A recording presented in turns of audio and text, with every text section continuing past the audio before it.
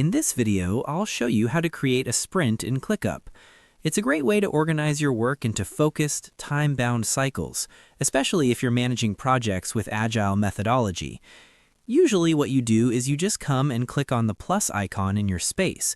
But in this case right here, we will not have the sprint option because first we need to come here, click on More, and enable this app. Okay, so click on App Center, click on All Apps, scroll all the way down here until you find Sprint. Go and toggle this one on. Okay, so we'll enable it in this space. Okay, perfect. Click on X and come here. Click on the plus icon, you'll see the option is now available.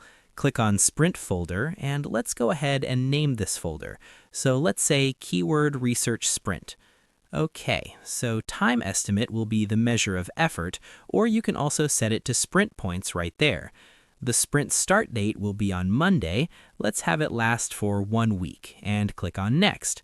Now, these are automations. Usually you can go ahead and do these if you have the business plan.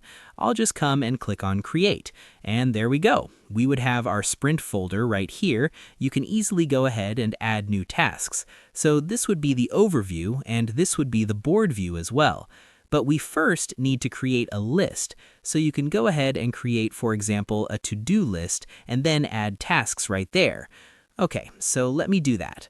So it automatically assigned to the to-do section. So let's do a task right here.